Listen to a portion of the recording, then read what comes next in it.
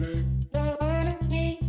everyone, welcome back to my channel. My name's Paisley for those who do not know me. I'm so happy that you're here. Today we're going to be diving into a subject that's been coming up for me quite a bit recently. I'm in Auckland right now and we just headed back into a level 3 lockdown, which basically means that grocery stores, gas stations, the only things really open. You can get takeout food from restaurants and that's about it. So we're back into the whole lockdown thing. It's only for a week.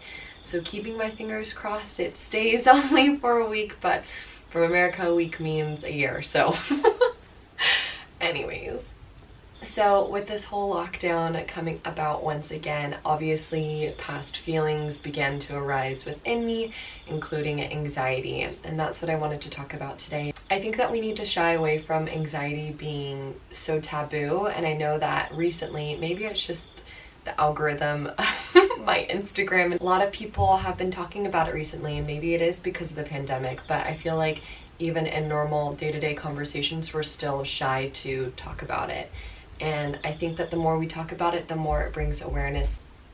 It's still a taboo subject, even though so many of us experience it. I know that I've talked about anxiety before in my past videos, especially when I was going through the whole managed isolation process for 2 weeks when I first got here alone. Anyways, I feel like today I really wanted to just share a few ways of how I cope with my anxiety, what helps me get through those really tough periods of times where you feel really paralyzed, and you've got that icky feeling right in this heart center. It's like the bridge between the heart and the belly. At least that's where anxiety comes out for me, and I know it's different for everyone, but I'm just sharing my own experiences, and I know that my experience with anxiety may not be comparable to others, but I just want to make clear that everyone's experience is going to be different, and that doesn't mean that you can take away the validation from someone else's anxiety. Does that make sense? I know that my anxiety and my experiences and my triggers and everything are going to be completely different to others, and maybe they seem really minuscule. I just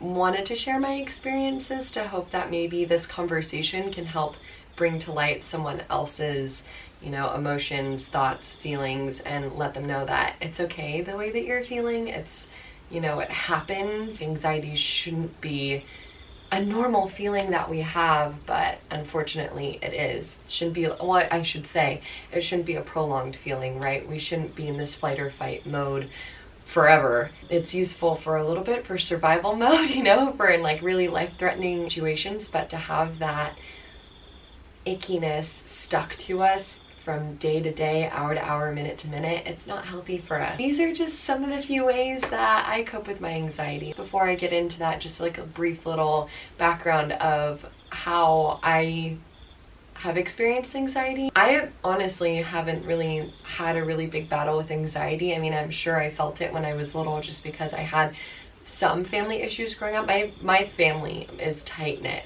but we went through some shit to get there, okay? And I'm not gonna go deep into that. I know that I felt anxiety in those moments, but I didn't know what that feeling was.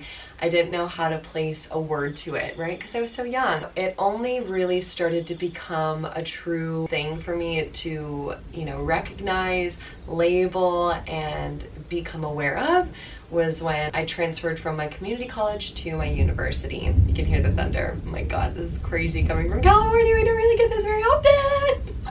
It all started when I transferred from my community college to my university. I've always been a straight A student. Like, I'm an overachiever in that way, like a toxic overachiever, and I'm a perfectionist when it comes to my grades. And so when I was in the community college, I was excelling, like all this stuff, it was that big fish in a small pond. And then when I transferred to the university, it turned into small fish in a big pond. And I didn't cope with that very well. And I did well in all of my classes, like still got A's and everything, graduated with a magna cum laude or whatever it's called, I don't know. Dropped out of one of the classes that would have taken that away from me because I was in way too deep. So I originally wanted to become a, I guess it's a radiologist, so someone who does like, ultrasounds and everything, just because in my mindset I was like, okay, you know what, this is a stable job. I want to be able to support myself, make a good living, have that, like everyone needs an ultrasound technician. One of the colleges nearby, I could be able to transfer that after I got my bachelor's, get it in 2 years, be good to go, be a young working woman in a medical setting and be like, I'm set for life. But you had to have physics, and I did not take calculus in high school. That I didn't. I don't know how I got around that loophole, but I didn't have to take calculus or anything, so I didn't have the prerequisite for it. But I emailed the teacher, being like the, you know, person who I'm like, I'm gonna get it done, I'm gonna get it done. I emailed the teacher and was like, look, I have all A's, blah, blah, blah, blah, please just let me in, I'm a quick learner. She's like, okay, got into physics. So literally, like, it was seriously like sitting in a foreign language class that I had no idea what was going on. It was horrible. It was the first time that I felt incompetent and unintelligent, and I had a lot of pride over my own intelligence, the way that I carried myself in the academic world, and how I had always had a 4.0 GPA, even higher 4.3 or whatever, and having that class humble me was insane. And it wasn't because I wasn't smart, but obviously that was the limiting beliefs in my brain saying that I was dumb, I was in too deep and all this stuff. So I ended up dropping out of that class, but it was strictly because I didn't have the prerequisites, so I didn't know what was even going on because I didn't learn the steps before. But obviously that triggered a lot of anxiety within me, and that's when I was like, oh my god, I feel sick all the time, I can't eat, what's going on? And then on top of that, I was having, you know, relationship issues coming up. Like Jack and I think were on a break at the time, or break, you know, we still talked a lot, but it was just like this really disconnected time. You know, past relationships were coming up for me, and at the same time I was having like a really toxic friendship too. So I was battling a toxic friendship, toxic exes coming back in, a relationship that I was trying to mend and not mend with my current partner, all while I was starting university and, you know, dealing with a class where I was completely, you know, incapable of participating in. What is going on? Like, I feel, I lose sleep, I can't eat, I'm like, I don't want to do anything. Like I would go to work and I liked work because I felt like it would distract my brain, but afterwards it would just be like, I just was in this mode of just like fight or flight. I felt like I was like constantly just like crunched, and I couldn't enjoy my food because I always felt like I had this like stress ball stopping the food from entering my stomach. I don't know if anyone's ever experienced that, but it was like my digestive system just completely shut off. That's when I knew something was definitely wrong. My mother is a marriage and family therapist, so I just kind of reached out to her and was like, hey, like I am experiencing these symptoms, like what's going on? And she's like, I think that you need to talk to someone professionally. It sounds like you're experiencing anxiety. She was super loving and, you know, asked me if I wanted to talk to her, but obviously, you know, I wanted to talk to her to an extent, but not to the extent of a therapist. So that's when she reached out to a few of her, you know, therapy friends, and she matched me with someone who she thought that I would really align with, who is very spiritual, and I love her, Danielle. She is an amazing, amazing human, and I miss going to her sessions, and I'm getting emotional because she helped me so much along this journey of self-awareness. Oh my god, I don't want to cry. I started going to Danielle. I hadn't dropped out of the class yet. This is, you know, rewinding. I hadn't dropped out of the class yet, but I started talking to, you know, Danielle about everything that I was going through, and she's like, no wonder that you're feeling this anxiety. You're going through so much and you're not letting yourself stop. Like, you're not letting yourself breathe, and you're just going through the motions, and what are you doing this for? And then, you know, after a couple of sessions, it was beautiful. We kind of came to the conclusion because I was just telling her how it was like A, B, and C. I need this class to fulfill this prerequisite to get this job to be stable for the rest of my life. And she's like, is that the job that really, you know, feeds your soul and spirit and like what you want to do? And I'm like, I mean, no, but I think that being stable and being financially well off will, you know, feed my soul and spirit. And she's like, yeah, true, stability is really important to a lot of people. Also, feeding your soul and spirit is really important as well. And what's to say that you can't, you know, mend the two together? And so that's when I was like, whoa, what? Because I've always had this brain of you need to be successful in life, get the job, have the kids, get the house, and, you know, die. Which isn't a bad choice. Like, that's a great thing to do, you know, to get the job, marry the person, have the kids, and have that rich, beautiful life. Like, that's awesome. When I say rich, I mean rich in, you know, love, stability, not rich in monetary, you know, amounts, which, I mean, you can clarify that as well too. Going to my therapist and everything, it kind of just opened me up into this more of a spiritual realm where it's like, wow, yeah, I really can curate a life that I want and allow money and abundance to pour effortlessly into my life as long as I lead with my heart. And that's been proven to be so true for me. I mean, look where I am right now. Like, oh my God, I'm in New Zealand with the love of my life, and I'm financially well. Like, I saved up, I'm getting money from teaching, and I'm, you know, at that really comfortable state of bliss. And God, I'm recognizing the beauty right now, and this is actually really awesome for me. I feel like I'm in therapy.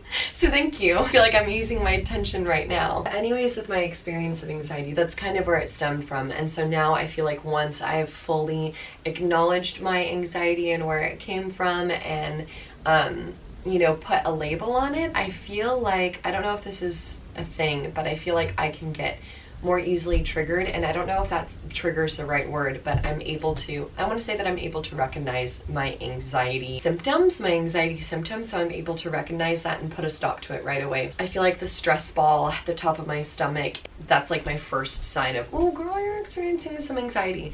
Next one is my chest feels really tight. These are somatic, you know, experiences or symptoms that I'm feeling.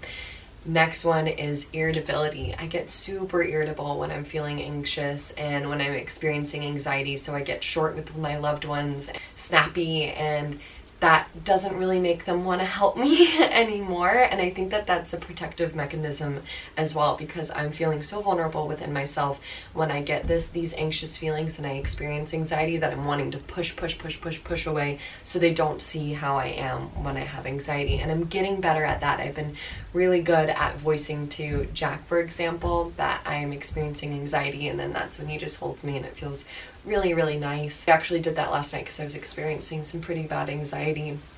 And I think this whole lockdown just kind of resurfaced some feelings of anxiety from, you know, how I got triggered from the lockdown back home. Yeah, it was really nice for him just to hold me and be there for me. He's doing really well. When I would talk to him about my anxiety, he would always want to make solutions, and now he's just there to listen, which I think that he understands that when he tries to give me solutions, I'm like, shut the fuck up. I just want someone to listen to me. I don't want solutions. I just want someone to rub my back and listen to me. So he's doing really well with that. So I'm really grateful for that.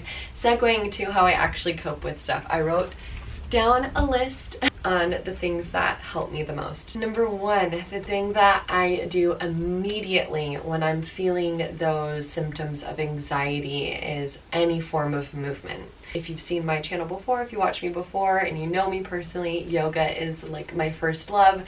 So obviously I'll do some yoga, just roll out my mat and just move intuitively with my breath. And I feel like that's when I can really like let go of certain things and just let my body flow and truly, you know, connect with my own essence and begin to step back into the present moment and cherish myself for where I am in my life. And then to go into that kind of umbrella of movement, I also love to dance. Sometimes I've learned that kickboxing is really fun for me. I'll just air punch, you know, punch the air. I feel like that helps get some stagnation out of my body. I feel like when I get anxious, it's like this trapped prana, this trapped energy that's inside me, and the movement helps release those stagnations. Meditation, obviously. I think that meditation is one of my most profound coping mechanisms for anxiety. It really allows me to check into myself and what's deeply rooted within, and knowing, you know, where this is all stemming from, where it's deeply rooted. So whenever I sit down for a meditation, I always start with, you know, following my inhalations and exhalations, how they're effortlessly, you know, ebbing and flowing in and out of my vessel. Once I found myself, or I take a few rounds of deep breaths, right, in through the nose, out through the mouth, to really, you know, let myself get into this Zen state, then I return to my natural breath and watch that. And I use some mudras that I've learned from my teachers back home. Thunder! that's when I can let myself drop into that meditative state. And when I'm in that meditative state, I feel like the layer between the, divine and myself has completely, minimized, and they're just touching each other. And that's when I can ask for guidance, and I can, drop into that state of allowing myself to be seen and peeling back the layers of my heart and letting those areas that are feeling tight shine through and speak to me. Because that's when I ask myself, show me. That's one of the mantras that I've learned from my teacher, Jessie, back home. She's amazing. And show me has been coming up quite a bit. Like, show me where this anxiety is coming from. And a memory, a thought, a word, a phrase will pop up. And I'm able to sit with that, breathe with it, and let that take me further into my meditation. And I feel like that's where I can get the root cause. It doesn't work all the time, right? Sometimes I'm really stubborn when I'm anxious and I won't let myself drop into that. And that's okay, that's when movement comes in. Next thing I do is doing something with intention. This could literally be anything. This could be like making your bed, it could be gardening, it could be washing the dishes, looking something up intentionally. Just doing something with your full attention and with a purpose helps me, at least for me, bring myself back within to that interconnectedness of my own, cosmic world, where I'm like, and that sounds so woo-woo. When I do things with intention, it just makes me feel so good because I'm there, I'm present, and I allow myself to do that one thing 100%, and it feels really fulfilling. That can also trickle into another thing that I have on my list, which is, ticking one thing off of your to-do list. Just one thing. If you have like a huge pile or list of a to-do list, and you only tackle one item, that's something. And then that gives you the motivation to tackle the next thing and the next thing and the next thing. Like I did this today where I was feeling a little anxious this morning, and I had to send an invoice to the studio that I've been subbing for in Takapuna.